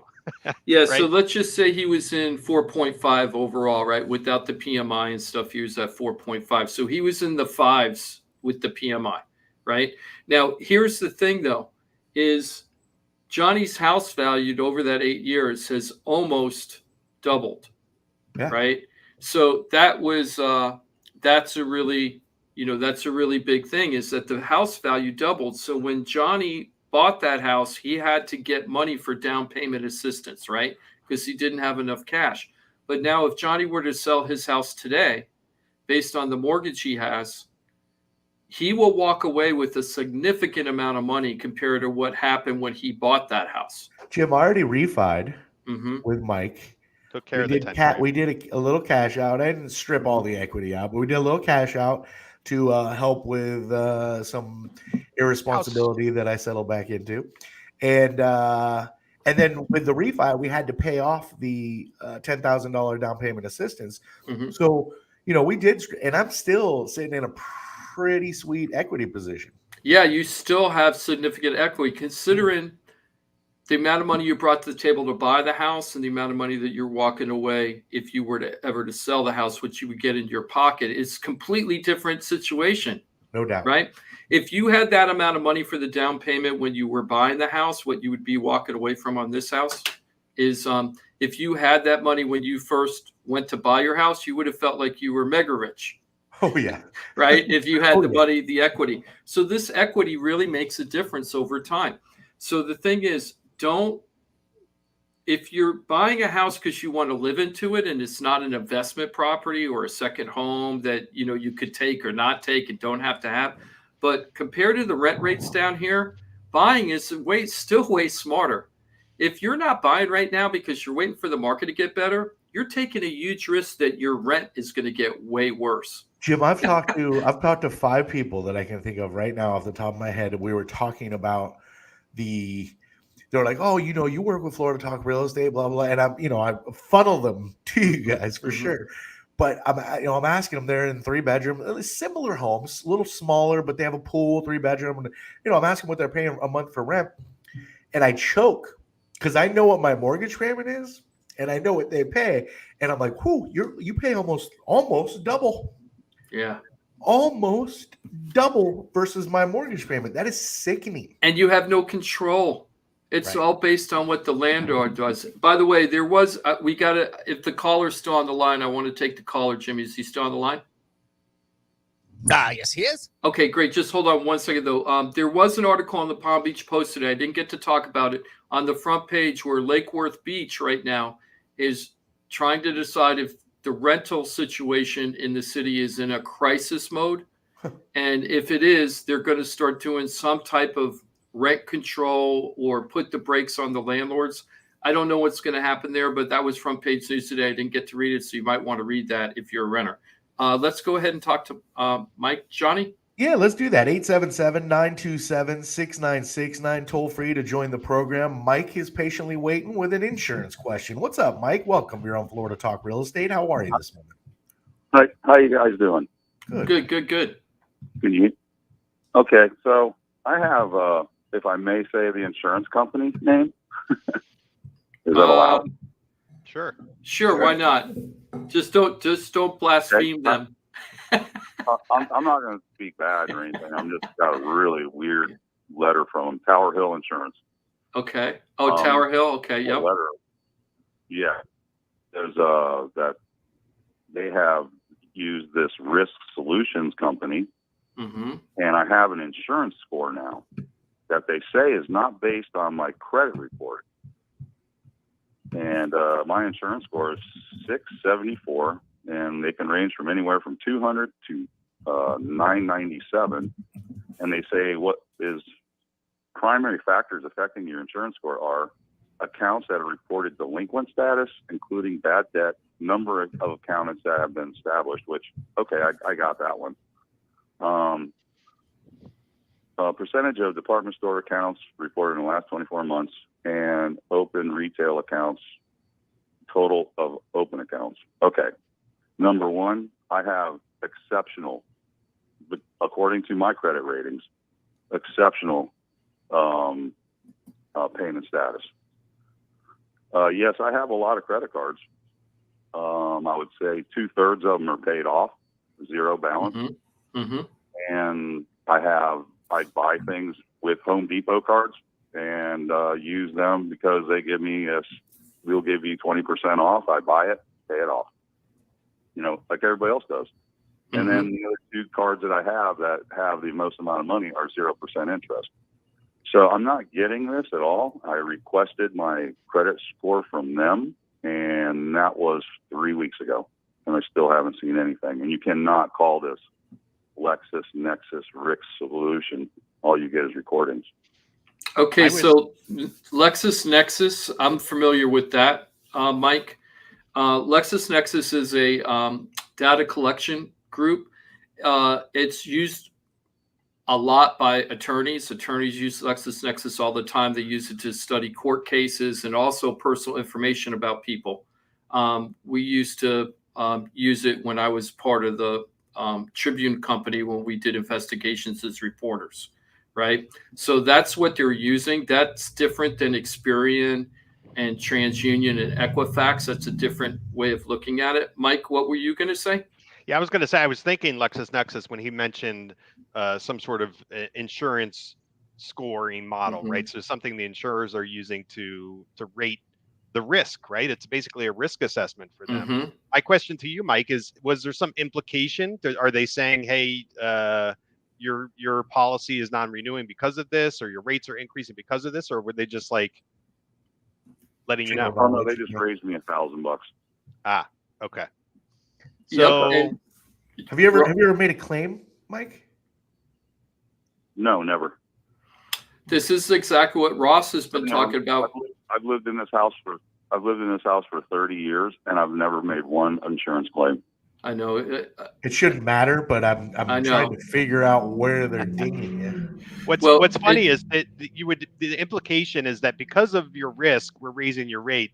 Yeah. But I think the truth of it is they have to raise rates, and so now they're trying to explain it, right? That's exactly what they're doing. They're going in and finding anything. So we talked about this last week with Ross. Ross looked like he needed a Valium or something last week. He was in such a bad mood. But be a little bit more forthcoming and transparent. Like Citizens is flat out like, look, we're just going to have to raise everybody. That's just the way it's going to have to happen.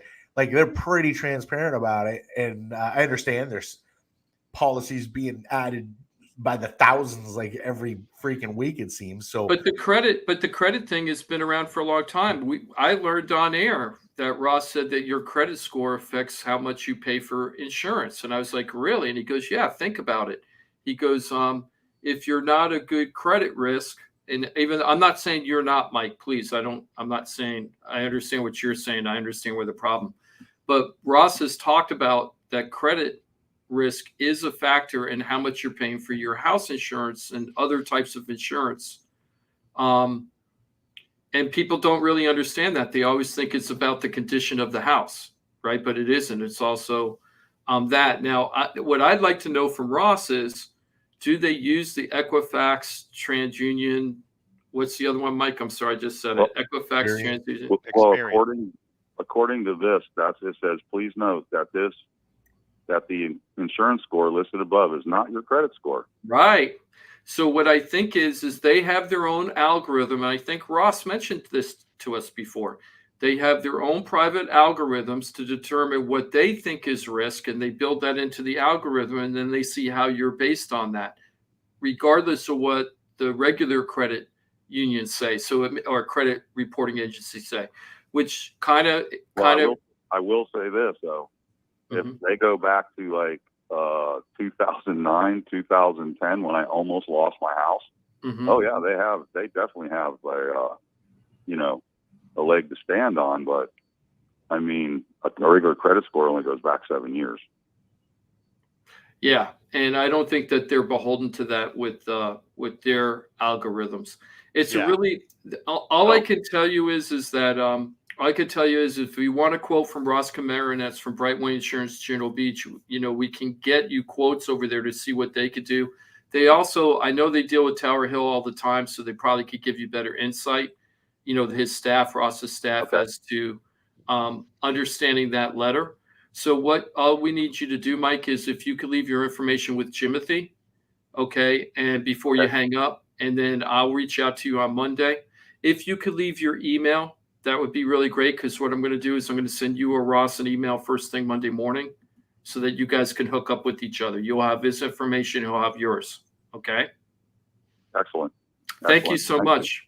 That's interesting. Just shows you another thing, Johnny, that this is real life stuff. We talk about this stuff, and now here we have Mike experiencing exactly what we talk about on the show. Yeah, the only things that I can really think that maybe he might be in a considerably older home. He says he's been in it 30 years. I don't know if it was new when he got it. I probably should have asked him, but he might be in a considerably older home and might be in like a flood zone or something. So like all the risk factors for the insurance side are probably in play more than the risk factor for him as a consumer side, right? As a customer. Yeah. So I get the credit score aspect, because it's not foolproof, but it's an indicator of how responsible you are. And then I guess quite possibly an indicator on how shady you might be. I mean, but you know what? If you've I know when I had a low credit score, I was shady as hell. If you had a mortgage for 30 years on your house, and you've made the payments, and it sounds like he had gotten in trouble, like a lot of people did 10 years ago, but he's recovered, and he's had the house for 10 years since, right? And made the payments on time ostensibly, right? And the insurance is paid as part of the mortgage payment. Why is he considered a credit risk factor? It just, I kind of rage against the machine with insurance companies. I love Ross. But not insurance only credit based, right? As you noted. I'm sorry? The insurance score is not only credit based. I know, but I mean, how much stronger bet do you need to say, hey, this guy Mike has had his house for 30 years. He's never lost it. He got in trouble, a little blip 10 years ago. Now he's been doing great since. And his payment has been on time all time, and the payment's already built in. The insurance payment's already built into that payment. How much more? I don't understand why that's considered a high risk. Right. And so at the end of the day, who the heck knows what's going on there? Exactly. Why are they sending this letter? To me, the implication of the letter is that, hey, if you do better here, your rate's going to go lower. And I find that hard to believe, but maybe it's an opportunity to talk about that specific, there may be times when you need to maximize your credit score. And let's just use the LexisNexis like in that same conversation, right? So whether it's a real credit score or LexisNexis, and they're talking about revolving credit specifically, like how do you maximize? How do you get the best? How do you make that credit card as positive as possible as it relates to your credit score? And the answer is you keep the balance low compared to the limit, right? And so if you've got $1,000 limit on your credit card, 10% or less is kind of like the golden zone. And like he said, well, it's zero interest, right? I'm going to buy something, I'll pay it off over 18 months. Perfect. That's good from a financial perspective. There's lots of reasons you might utilize credit that's extended to you. 0% is a good one. Points, right, Johnny? Like you've got some airline miles or points or whatever. If you use those for those reasons, it may have an impact on your score, right? It's that trade line, that particular credit card is not as positive as it could be. So when you're trying to use it to maximize credit, you need to use it in a specific way. If you're trying to use it to maximize points, right, or extend the length of time that you can pay on something, it's a different analysis. So in general, if you're trying to keep your revolving credit as positive as possible, you want it to be A pluses, right, on your report card. I use that analogy a lot. You keep that balance at 10% or less, right? That's so, Mike. If you really think Power Hill is going to give you better rating because of your LexisNexis score, then get your balances down, right? Otherwise, I would just call Ross and say, "Hey, Ross, can I do better or not?" Like that's probably his best scenario. Right? I totally agree. Call Ross. We'll figure out. Ross will fix it. At least he'll get you answers. He'll give you answers. We need to get answers from Ross on how do you when next time we have Ross on, what are the things we can do to improve our LexisNexis score? I know, right? And then we lost another company last week. We lost another insurance company pulled out of Florida. I don't know. I think they went bankrupt. So I think that's the 7th company this year, which is like a record for a long time, like over 20 years. So we're still getting squeezed on the insurance end. Let's go ahead and take a break, guys. And on the flip side, I want to talk about the final walkthrough on properties for a little bit, and then we're going to talk about creepy critters. But we're going to talk about walkthrough. Walkthrough is like a really big deal, and people at the end, sometimes this becomes a major headache for people. And we're going to talk about the 7 things that cause pre-closing stress. Is my wife on there? No. It doesn't say TIF here. It doesn't say TIF as a headline. She was probably my leading cause of pre-closing stress. We got about a half an hour remaining for you. Welcome to be a part of the show at 877-927-6969. You got a question, comment, concern, don't be shy. We'll squeeze you in here. Of course, if you're more comfortable off air or you just need the expertise of a team and they just need, boy, if you do need, I got the pros for you. It's the one-stop real estate shop that is FloridaTalkRealEstate.com. All of the members on this team are absolutely amazing at what they do, and you will find that they work cohesively together. They're just a phone call away in the end you need to get your process done right. FloridaTalkRealEstate.com. 4 minutes from now, we're back at it. Put a bow on this on a Saturday. Florida Talk Real Estate right here. It's Real Radio. Because you shouldn't have to get up off the couch. Tell your smart device to play Real Radio 92.1 on iHeartRadio. Hey, it's your boy Johnny C here, host of Florida Talk Real Estate. They're tops when it comes to helping people buy and sell houses. But Florida Talk Real Estate is so much more than that. For 5 years, I've watched these guys help thousands of our listeners with any real estate need. They couldn't do it without their sponsors, who are experts in their fields. Check it out. Jim DePola, powered by Keller Williams Realty. Their team specializes in helping people sell their house for top dollar, and buyers get great deals on the purchase of their home. That's what they did for me and my family, and I couldn't be happier that I hired them for my real estate transaction. Mike Rauch from the mortgage firm is one of our favorite guests on the show, and he is the mortgage guy. Whether you're looking for a refi or a mortgage to purchase a new home, Mike Rauch will get you the answers you need. The mortgage firm is licensed to do loans in Florida, Alabama, Tennessee, and Georgia, and they have local offices that cover all of South Florida. So if you're thinking about a refi or a new mortgage, go to the mortgage guy, Mike Rauch, and find out what he can do for you. The Mortgage Firm, Inc., NMLS 189233, Florida license MLD 78, equal housing lender. The law office of Paul A. Krasker has been specializing in real estate law for nearly 25 years and has the professional team you need. Upside down with your house? Paul's team can help you conduct short sales, loan modifications, even if you're behind on payments. They also help you with foreclosure defense and bankruptcy. They can even help you get a student loan modification and repair your credit to get the score you need. Paul's full-service team has helped thousands of our listeners, and they can help you too. Trident Title LLC is the largest privately owned title company in Florida. When you need a title company to complete a refi, home purchase, or sale, Trident Title has got you covered. Not only do they offer competitive pricing, Trident Title has attorneys on staff to make sure if you have bumps in the road declaring title that you can get the job done. Beware, not all title companies in Florida have attorneys on staff. Trident Title does and complies with all the new federal regulations released last year. Ross Camaronets, owner of Brightway Insurance, has been helping our listeners get great rates on homeowners insurance plans. Haven't checked your homeowners insurance policy in a while? This is a great way to help reduce your monthly mortgage payment.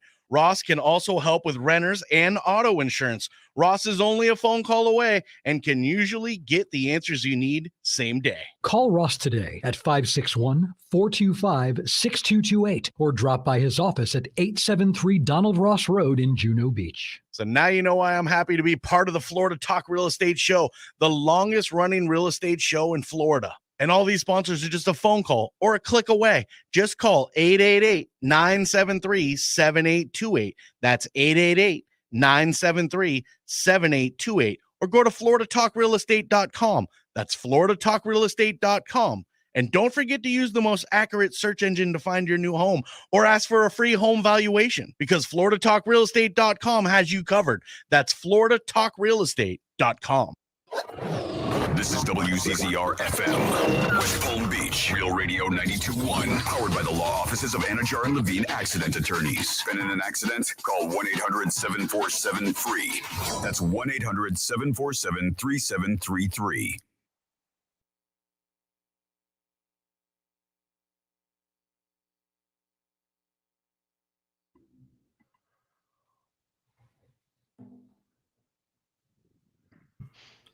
Hey, Jimmy, we can't hear you. Hello, Jimmy? Jimmy?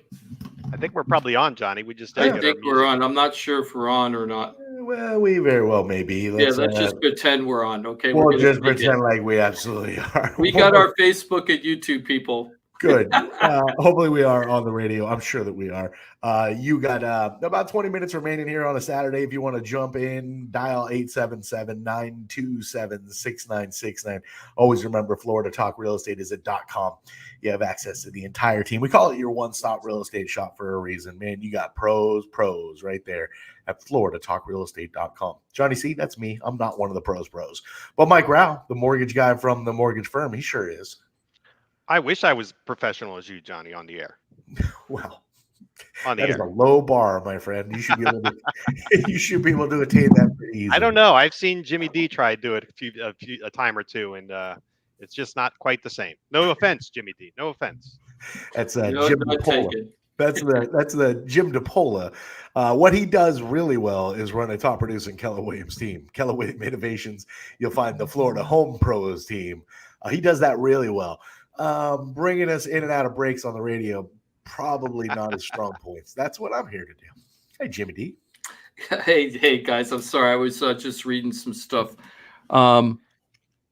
Okay, he says we're on. He says we are on air. That's what he's saying right now. So, Before we were on the air this morning, Jimmy D was razzing me something. He's like, "Oh, Mike, but you razz me all the time." I'm like, what are you talking about? You know what I mean? About your age or how you like step on the sayings from time to time, and like, I didn't mention his radio persona, but I should have. I know that's the low-hanging fruit. I know. Hey, I just also want to do a little shout out to Keon Ellis from the Sacramento Kings. Yeah. Keon, I don't know if everybody remember, but back in June I sponsored him when he was trying to get drafted in the NBA. He didn't get drafted, but the hours after the draft, he got into what's called a two-way contract where he's working in the G League, which is like the minor leagues, and also is guaranteed to get professional playing time as a professional Sacramento King, guaranteed in the contract. He was in the summer league. He was ranked as in if not the number one guy, in the top 5 guys of all the people in the summer league this year, is what I hear. So he has a bright future coming up for him, and congratulations to Keon Ellis from the Sacramento Kings, at least for right now. So my motto for him is cheer on Keon. So let's cheer on Keon, right? Nice. And let's just hope he has an excellent career. This guy is really known as being a very good defensive player who is super accurate in his 3-point throws. So what do they call that, Johnny? What? Super good at defense, and then super accurate in his 3-pointers. They call that the what? So was he a two-way guy? No, they call him a 3D or 3-and-D. Oh, a 3D guy. All right, Yeah, so he's 3D. a three-point shooter and a defensive guy. All right, Yeah, all right. and I don't. They call him a 3D, and they say that that's super strong and what's needed out there. So he has a lot of opportunities. So congratulations to him. Definitely very valuable in today's NBA. The three-pointer is taking the charge in the, I don't know, probably last 8 or 10 years for sure. Yeah. Okay, now let's just switch over to the when you finally get to the closing, right? So when you finally get to a closing of a house, you got the buyers all excited that they're moving into the new home. The sellers are usually all exhausted because they've been clearing out all their life's belongings for the couple weeks before the closing, usually. Worried about moving trucks and organizing all the stuff, getting there and, going to the new place that they're moving to. The buyers are all nervous. Are the sellers going to get their stuff out of there on time? And can I move my stuff in on time? Nobody wants to be made homeless in the process. The sellers want their money as soon as possible when they close. There's just so much stuff going on, right? So sometimes those emotions come to a head and are expressed through the final walkthrough. So when you're doing an as-is contract, which is the most common contract in Florida, there's a clause in there that says buyer is allowed to go enter the property and the premises of the property for all the inspections they need to do, for appraisals if needed, surveys, and a final walkthrough. And the final walkthrough shall be conducted either the day before closing or the day of closing, where the buyer could walk through the property to make sure that the house is in the same condition as when they originally went into contract. So one of the first things that sellers make a mistake of, they cut off the electricity and the water before the day of closing. So then the buyer comes over there, the AC is not on, they can't turn the water on, they don't know if the water heater's leaking or not, they don't know if the AC works or not, they don't know if the appliances work, they're very bummed out, right? So that could be a big problem, and they don't have to close. The buyer wouldn't have to close in that situation. They could delay the closing. The other thing that can happen is sellers don't leave all the keys and the fobs for the pool gate, for the front gate, and the pool key clickers, and the garage door keys and the garage door clickers. And they don't leave all that stuff, or they leave one house key, but there's 3 exterior entrances and they all have a different key to get into the house, right? You can't do that. You have to give them a key to all the locks, not just the one lock. Okay. And you have to give the garage clickers, and you have to give the pool keys, and if you're in a community and things like that. And people forget to do that because we're in a rush, and they're like, what's the big deal? Well, that could be a deal killer, right? Or that could delay the closing. Other things that can happen, very common. It used to say in the contract that the property has to be in, quote, broom swept condition. Okay. Now, what that meant in real life wasn't that you had to physically go in there and sweep the floors, but the house had to be free of all trash and debris, and that all your personal items are gone, okay, and that you haven't taken anything that doesn't belong to you anymore. So, for example, if you have a ceiling fan that you love and you didn't put it in the contract that you're taking the ceiling fan out, you can't, on the last day of closing, take out the ceiling fan and leave a bunch of wires hanging in the ceiling, right, and say, see you later, I took the ceiling fan. You can't do that. That's a fixture, right? Fixtures have to stay with the property. There's an assumption that a fixture is going to stay with the house. So if you want to take that ceiling fan, we always recommend take it out before we put it on the market and put it in a new ceiling fan you don't care, or a different light, or at least put in the contract that you're taking the ceiling fan, right? We talked about that before, Jim. You remember the Johnny, what's that Richard Pryor movie where he bought the house, moved across country, but as he was there, like looking at the home for the first time, the owner was there. We're like, oh, we're taking that with us, right? We're taking it with us, including the pool. So when Richard Pryor moves in, the in-ground pool has been taken away. Taken out. Taking it with us. That's funny. I didn't see that. That's funny. It wasn't above ground pool. It was an in-ground pool. Right. It's a cement pool. Yeah. That's a good one. So all these things can bubble up into like real emotions where it can turn into like, big fights over it, right? And not closing, and people like all their moving times get screwed up. The biggest problem usually is the moving, because the moving companies, they have very tight schedules usually. So if they're supposed to drop your stuff off at 12 o'clock on Monday, right? And you say, hey, we can't do it Monday. We think we're going to do it Wednesday. They might not have the time, and they might not have some place to keep your stuff, right? So it can get very stressful for people. And then you have the normal stuff. So when you're buying a house, Johnny, I'm sure this happened to you, and Mike, not so much with you because you renovated your house. So you had expectations you were renovating. But Johnny, when you moved in, you weren't planning on doing many renovations.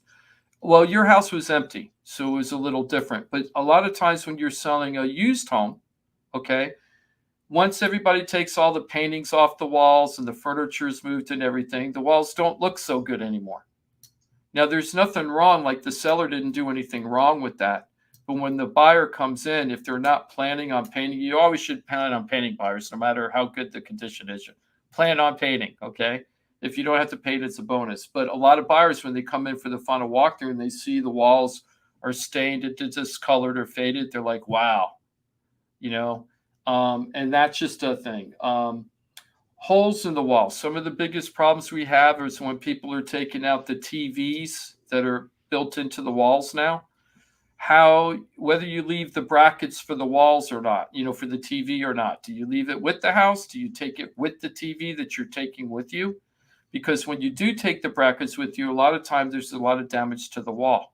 Are you supposed to repair that, Jim? Like, let's say you take away your wall mount and there's screw holes, right, for the mounting anchors. Are you supposed to repair that as a seller? It's kind of depending on what we recommend. That in your mind, yes. But if the buyer doesn't complain at the final walkthrough, you might get away with it. But it's really more of an art than a science. You know what I mean? As far as I know. So those kind of things. And the yard and the pool. Sometimes once people go into contract, they cut off the lawn service. They don't have the pool guy coming anymore, and the pool's like got algae all over it when you're coming in, and the pool was nice and clear when you were turning the offer in, and now the pool looks like it's a underwater jungle, right? I remember. You can't do that. That's a problem. I remember one time. This was back when Mario was on the team, but we had a buyer, a nice couple, who the guy was the groundskeeper for many years at a local facility, right? Like he that's what he did. And I think he took a lot of pride in that. And we got to the closing table and they had done the walkthrough, and Mario's telling me this thing almost died right now because when the guy went to the house, they had let the lawn go, and he knew that it had gotten to a point where it was going to be a major pain for him. I remember him saying that grass, it's gone to seed, right? It's gotten to a point where it was like, I guess it was seeding. And that apparently is a major problem if you want like nice looking grass at some point. So that's a true story that actually happened. And then you have other sellers that will actually hire a professional cleaner before closing, and they have it professionally cleaned for this buyers, right?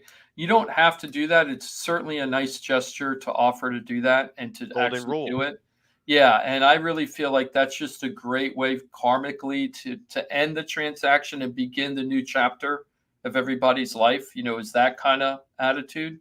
But we just had a situation recently where the buyers called me up. We were the listing agent. The buyers called up complaining that the house wasn't left in good condition when it was time to transfer the property. But they didn't tell us for like 5 days after the closing. So they complained that like a garage door wasn't functioning that supposedly was functioning when they bought the place, and that they noticed that the wire shelving was taken out of one of the closets, right? And then they also said that they, when they removed the mirrors in the bathroom, you know, the vanity mirrors in the bathroom, there were openings behind it. And they said that that would allow like bugs and vermin in if you didn't close it off, and the drywall was open. So all you saw was the studs. So that all sounds pretty crazy, right? But the thing was, the garage door, when I went over there, it worked, right? I opened it and closed it in front of the buyer. It worked, and I said, "What's the problem?" And they said, "Well, the chain's hitting the bar on the bar." And I said, "Well, you need to talk to your inspector about that first, because this is working. It's opening and closing every single time, right?" But then the wire shelving that was missing in the closet, I was thinking, who would take out wire shelving out of a closet? Because what we had was all the anchor walls and the drywall, and it looked really messy. And some of the anchors were pulled out incorrectly when they were taking the wire shelving out, so it pulled the anchor out, so the wall was kind of messy, right? But we have a video that I made of the house, and it shows that in that closet, the wire shelving was never there. What happened was the family had a roller cart, like a roller shelving, in that big closet, and they put all their pantry stuff in it. But before they had the roller closet, there was wire shelving there, but that was 10 years ago, 15 years ago, or whatever, right? So it's always been like that. But when they pulled the roller cart out to take with them, which is not a fixture, it's a roller cart, that's when they saw the holes in the wall. So they just assumed that the wire shelving was there when it was never there, right? And then finally with the mirrors were screwed into the wall, but whoever renovated the house, there used to be medicine cabinets there, and they pulled the medicine cabinets out instead of closing it off with drywall. They just screwed new vanity mirrors to the wall over the opening. And so people prior to the owners who were selling. I don't know if it was prior to the owners or not, but it was a long time ago. Okay. So the buyers are arguing that that was cover up, that the sellers were covering this stuff up. I've never had an experience like this. So we're going back and forth, back and forth. And part of this, to be honest with you, is the buyers are having total buyer's remorse. They bought the house. They were complaining about a lot of stuff because the process took a little longer and it was a little harder for them to close than they thought. What they don't realize is we had another offer behind them where my buyers could have made 15%, not 15, 8% more than what they got with these buyers. If they had broken the contract with the current buyers that they closed with, they could have made 8% more possibly, right? And they stayed with these buyers because they thought ethically it was the right thing to do because of the way the contract was written and everything. So they stuck with it. And now the buyers are coming back. So it's like no good deed goes unpunished, because now they're like having buyer's remorse. And buyer's remorse is very common. People get very stressed out through the buying process and they're exhausted. It's very easy to shut down emotionally when you're actually moving into the house.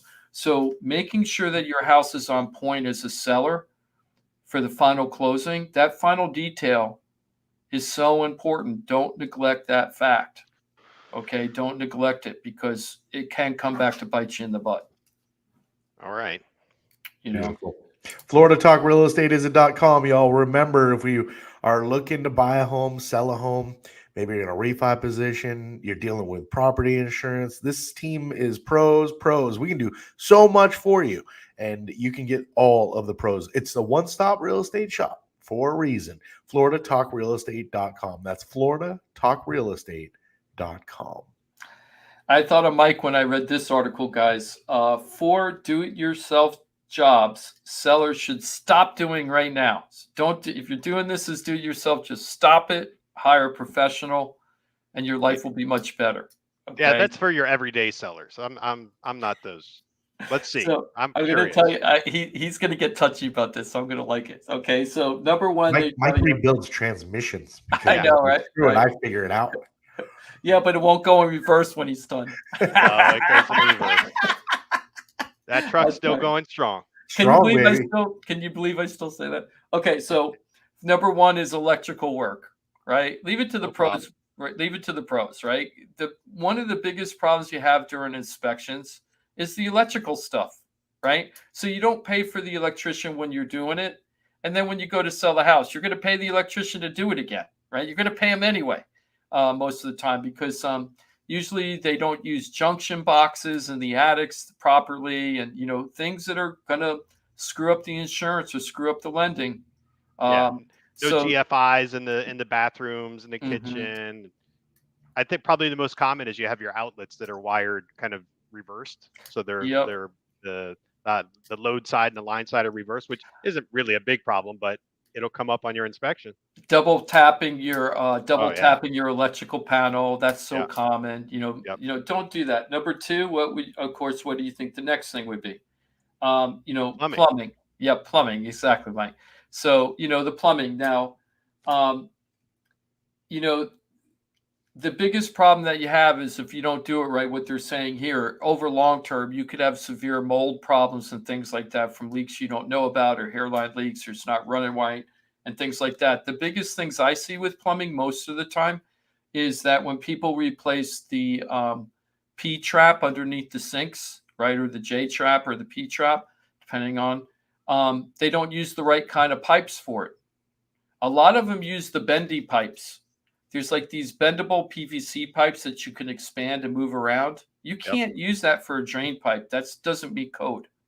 You have to have a hard, inflexible pipe, poured pipe to do that. You can't just put those kind of things in there. Or they don't wire the dishwasher or the garbage disposal correctly in the thing. Those are all very common problems. And you're going to end up fixing it when you close on the house. And then finally, this is the one that reminded me of Mike. Okay, roofing and decks. So I started laughing because Mike's building I want to come over and see you. You haven't invited me yet, Mike. But nobody's been over. Yeah. Okay. Cool. So but it's done. Yeah, but he put in a huge deck. He had a huge deck. It was an awesome deck that he had. So he tore it down and he put a big deck in the backyard. It's multi-level, right? No. Oh, I thought you had a couple levels to it. I'm sorry. There's a level. There's a paver area that's off, paver fire pit area that's kind of off to the side. But it's kind of got the same footprint as the previous deck, except that I went like wrapped around the house on two sides and also have that paver area instead of wood. But it turned out really nice. So I'll invite you over at some point, maybe. So did you use a nail gun or a screw? Did you screw everything in? Did you use a nail gun? Both. You did both? So I mean, you out there like Miyagi and Danielson. Why? Pretty much. Yeah. I had my. I tried to get as much help as I could, which included slave driving a little bit with the youngsters. But there's basically nails in the framing, and then the decking was put on with screws. With screws, that's cool. That was a Karate Kid reference for those. Did you countersink them? Did you countersink the screws? I actually used screws that are made for composite decking, even though I used pressure treated. I used really high quality pressure treated, but those have small heads and they do kind of they dig in themselves, and they kind of they're meant to be like disappearing. Of course, you can still see the line. So they self countersink. Yeah, but my screw lines, they're all very, very straight going down the deck, Jim. So I was pretty meticulous about having straight. That meant Mike hadn't finished enough beers yet when he was screwing them in. That's what that meant. So, but the roof, the deck, I guess I can kind of understand the deck, but I've built a lot of decks like Mike too, and really it isn't rocket science unless you do it right. But the roofing, that's a big deal, guys. When you start patching your roof without really talking to professional stuff, that can create a big mess. So don't do those things. If you're selling a house, these are big 3 mistakes to make. Mike, Johnny says we got like 30 seconds. Go ahead. Give me the 5 colors. You shouldn't paint your door real quick. We'll do it next week. We're going to hold next week. Next week, we're going to wait. All right. So we got critters next week. Got creepy critters next week. New creepy critters. Are you talking? Is the red-headed lizard? Is that the butterfly eater? That's out there. I don't know yet. I haven't even read the article, so I'm glad we didn't talk about it this week. I think you mentioned the red-headed lizard. I think that's the butterfly eater that is invasive. We got to be careful of if you like butterflies. The butterfly eating red-headed lizard. It just my mind is like going.